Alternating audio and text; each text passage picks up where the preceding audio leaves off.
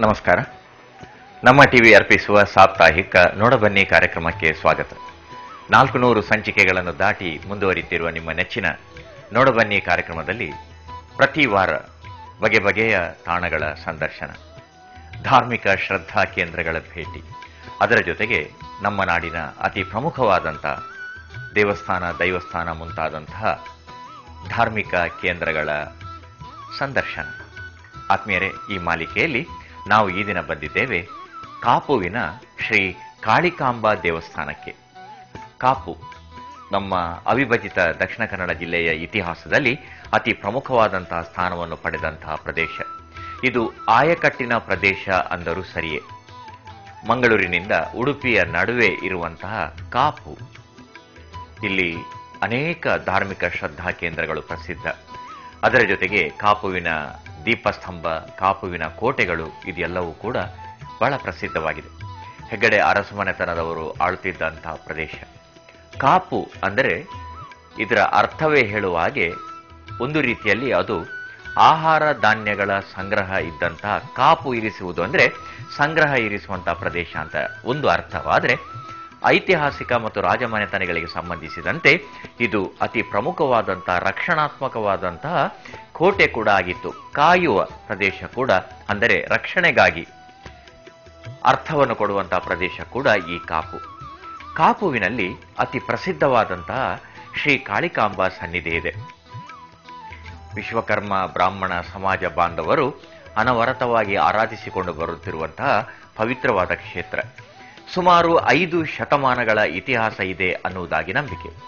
ಒಂದು ಕಾಲದಲ್ಲಿ ಇದು ಶಿಥಿಲಾವಸ್ಥೆಗೆ ಬರುತ್ತಾ ಇದ್ದಂತೆಯೇ ದೇವಸ್ಥಾನದ ಶಿಖರ ಮಾತ್ರ ಪಕ್ಕದ ಮರದ ಮೇಲೆ ಉಳಿದುಕೊಂಡು ಬಂದದ್ದರಿಂದ ಇದು ಅತಿ ಪ್ರಮುಖ ಕಾರಣಿಕ ಪ್ರದೇಶವಾಗಿ ಜನರ, ಭಕ್ತರ ನಂಬಿಕೆಗೆ ಪಾತ್ರವಾಗುತ್ತಾ ಮುಂದಿನ ಹಂತದಲ್ಲಿ ಅದು ಬಗೆ ಬಗೆಯ ಬೆಳವಣಿಗೆಗಳಿಗೆ ಕಾರಣವಾಯಿತು. ಈ ರೀತಿಯ ಕಾರಣಿಕ ಶಕ್ತಿಯುಳ್ಳಂತಹ ಪ್ರದೇಶದಲ್ಲಿ 1979ರ ನಂತರ ಬಹಳ ವಿಶೇಷವಾಗಿ ಪ್ರತಿದಿನ ಎಂಬಂತೆ ಭಜನೆ, ಸಂಕೀರ್ತನೆಯ ಮೂಲಕ ಆರಾಧನೆ ನಡೆಸಿಕೊಂಡು ಬರಲಾಯಿತು. ಮುಂದೆ ದೇವಸ್ಥಾನದ ಜೀರ್ಣೋದ್ಧಾರಕ್ಕೆ ಇದೇ ಸಂಕಲ್ಪವಾಗಿ 1999ರ ವೇಳೆಗೆ ಅತ್ಯಾಧುನಿಕವಾಗಿ ಭಕ್ತರಿಗೆ ಸಮಗ್ರ ಅನುಕೂಲತೆಗಳ ಜೊತೆಗೆ ಪರಮ ಪಾವನ ಸಾನ್ನಿಧ್ಯವಾಗಿ ಆಗಮಶಾಸ್ತ್ರಕ್ಕೆ ಅನುಗುಣವಾಗಿ ರೂಪುಗೊಂಡಿತು. ಕಾಪುವಿನ ಶ್ರೀ ಮಹಾಕಾಳಿ ಪ್ರದೇಶಕ್ಕೆ ನಾವು ಬರ್ತಿದ್ದಂತೆ ಇಲ್ಲಿ ಬಗೆ ಬಗೆಯ ಸನ್ನಿಧಿ, ಮಾರಿಯಮ್ಮನ ಸನ್ನಿಧಿಯನ್ನು ನಾವು ನೋಡುತ್ತಿದ್ದೇವೆ. ಹಾಗೆ ಇಲ್ಲಿ ಬಗೆ ಬಗೆಯ ಗುಡಿಗಳು, ಕೋಟೆಗಳನ್ನೆಲ್ಲ ನಾವು ನೋಡುತ್ತಿದ್ದೇವೆ. ಕಾಪುವಿನ ಜನಾರ್ದನ ಸನ್ನಿಧಿ ಕೂಡ ಬಹಳ ಪ್ರಸಿದ್ಧ. ಇಂತಹ ಹಿನ್ನೆಲೆಯಲ್ಲಿ ಶ್ರೀ ಕಾಳಿಕಾಂಬಾ ದೇವಸ್ಥಾನಕ್ಕೆ ಈ ದಿನ ನಮ್ಮ ತಂಡ ಬಂದಿದೆ. ನೋಡಬನ್ನಿ. ಆದಿಶಕ್ತಿ ಆದಿಲಕ್ಷ್ಮಿ ಶಾರದೆ ಇವಳೇನೆ,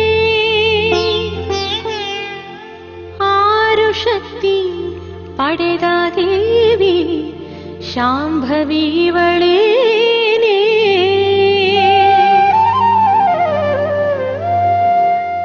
ವಿಶ್ವಕರ್ಮ ಸಮಾಜ ಬಾಂಧವರು ಆರಾಧಿಸಿಕೊಂಡು ಬಂದಿರುವ ಕರಾವಳಿಯ ಪ್ರಮುಖ ಕಾಳಿಕಾಂಬಾ ದೇವಸ್ಥಾನಗಳಲ್ಲಿ ಒಂದಾಗಿರುವ ಕಾಪುವಿನ ಶ್ರೀ ಕಾಳಿಕಾಂಬಾ ದೇವಸ್ಥಾನಕ್ಕೆ 5 ಶತಮಾನಗಳ ಇತಿಹಾಸ.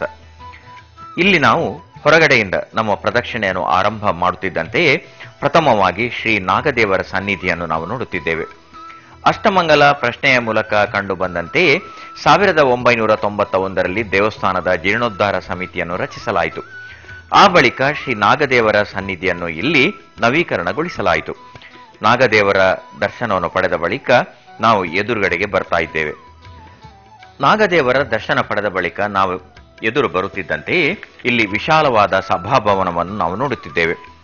ಸಮಿತಿಯವರು ಸುಂದರವಾಗಿ ಈ ಸಭಾಭವನವನ್ನು ನಿರ್ಮಾಣ ಮಾಡಿದ್ದಾರೆ. ಇಲ್ಲಿ ಈ ಸಭಾಭವನದಲ್ಲಿ ವಿವಿಧ ಕಾರ್ಯಕ್ರಮಗಳು, ಅದರ ಜೊತೆಗೆ ಆಚರಣೆಗಳು ಮತ್ತು ವಿಶೇಷವಾದಂತಹ ಸಭೆ ಸಮಾರಂಭಗಳು ಕೂಡ ಇಲ್ಲಿ ನಡೆಯುತ್ತವೆ. ಅಲ್ಲಿಯೇ ಪಕ್ಕದಲ್ಲಿ ಪರಿವಾರ ದೈವಗಳ ಸ್ವರೂಪದಲ್ಲಿ ಪಂಜುರ್ಲಿಯ ಆರಾಧನೆ ಇದೆ. ತುಳುನಾಡಿನ ಭೂತಾರಾಧನೆಯ ಪರಂಪರೆಯಲ್ಲಿ ಪಂಜುರ್ಲಿಗೆ ಅನನ್ಯವಾದಂತಹ ಸ್ಥಾನವಿದೆ. ಮನೆಯ ಜಾನುವಾರುಗಳು ಮತ್ತಿತರ ಪ್ರಾಣಿಗಳನ್ನು ಸಂರಕ್ಷಣೆ ಮಾಡುವಂತಹ ದೇವರು ಎಂಬುದಾಗಿ ಕೂಡ ಈ ನಂಬಿಕೆ ಪಂಜುರ್ಲಿಗೆ ಸಂಬಂಧಪಟ್ಟ ಹಾಗೆ ಇದೆ.